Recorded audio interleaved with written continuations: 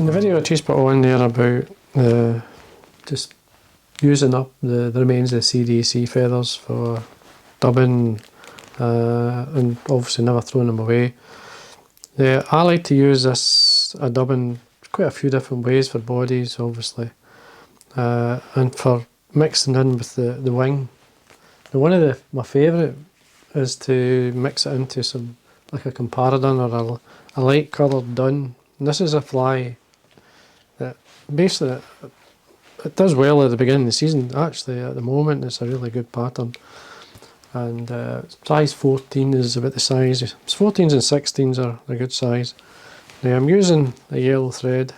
It's a uni thread. It's 80 in yellow.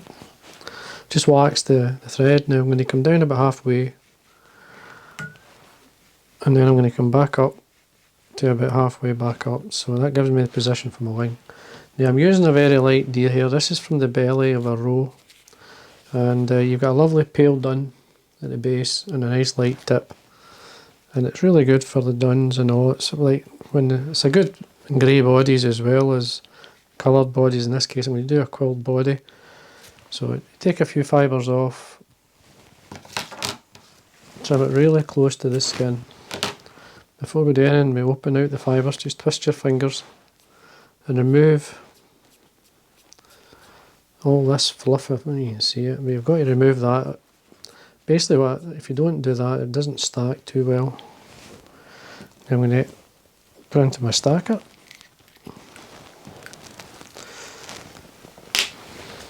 We do it tips first, just to line up the ends. I mean, this is just basic Comparadun. So with a quilled body, oops, do that again.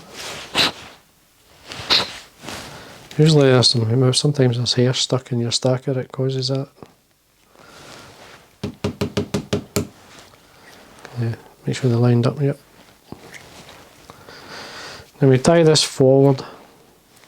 So basically I'm looking for a wing length to suit the hook. Now, don't be shy of a wing. It's one of the main aiming points for the fish to see it, so you can sometimes slightly exaggerate it, and more so when you're in rough water, you wouldn't be able to see the fly, so you can get away with a slightly longer wing. But you're at least looking for a wing length. It's the shank length or the length of the hook. So we tie that forward to a pinch and loop on top. I'm doing it reasonably loose, keeping a hold of the cut ends more than the front of these, because I can always bring these back up if they do roll round or they go round with the thread. And then I just slip my fingers back, and then I start to work down, making sure it's tied in, and then I keep the thread really tight, and then I've waxed the thread so I can do that, tear it off. So it's just something you can do as practice. Now just check the wing length. I mean, I'm happy with that. Just lay it forward, just forget it at this point. On the way down I tie in some Coq de Leon fibres, so a medium or a light Pardo, something like that. Again, I'm not shy with the fibres, so I don't count them. I can always remove them if I feel they're too many, so a good half dozen. So there's the length I want as a tail, so I hold that with my finger and thumb. I trim where I'm going to tie it in, and the way down. So I got a nice base of thread down and a nice taper. Come underneath these fibres and lift them so that they separate really well. Now I've got this is dyed gel. This was a Peacock eye dyed gel which I've bleached back using just normal domestic bleach. Now you've still got to remove the odd fibre, which I like to do it. I tore it away from the feather, now I'm going to cut away this, a wee bit of skin come off, or some of the fibre. So I'm going to catch this in, just at the tapered cut I did there. And we just wind up. You want as smooth a body as you can get. Now what I'm going to do here is going to wind over. I'm going to put a wee touch of super glue on the body. Very light, not too much. And then I'm going to wind up. Slightly space it so that you can see the thread. The colour's in the quill anyway, so if you just watch this fibre. As we wind up, it'll stick. There we are.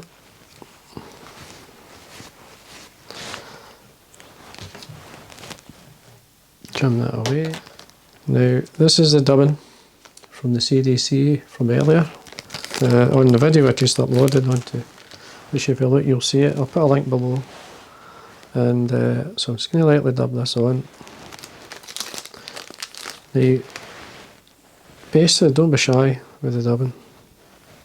I mean, lightly dub it on so that I can actually then tighten up if I need. First thing I'm going to do is put some dubbing at the back. So we do that. And then what I'm going to do is wind through the deer hair.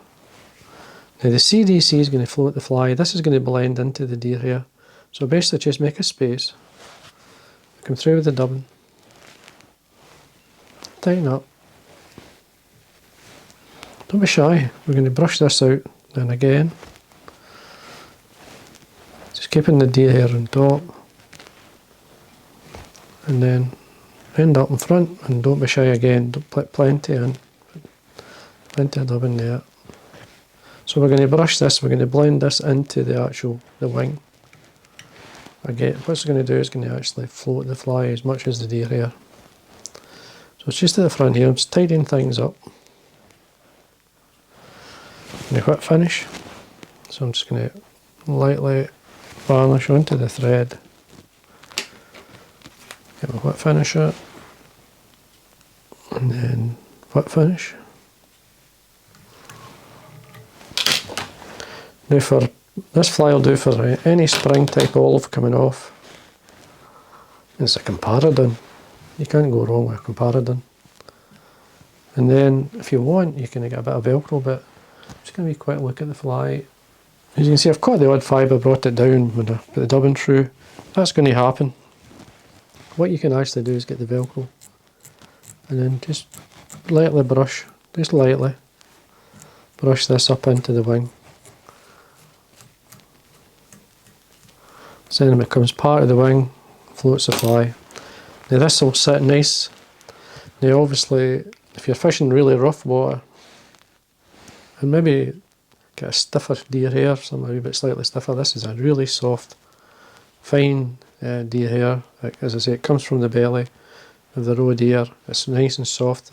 Seeing the flats, this is the type of fly that I do really well with. And you can see it's really good. And keep it as that because don't take in and off. That there, when it lays on the water, it will sit nice. It's got the right type of shape. The more you fish it, the more it looks better. And so there you are. And that's using up and mixing and blending. I mean, that's, as I say, the remains of the wee feathers I did earlier. And because I get asked all the time, what do I do with the waste? And that's exactly what I do. I put it into bags. So anyway, I hope you enjoyed that. And as I say, this fly is certainly worth a go. And until next time, and thank you for watching.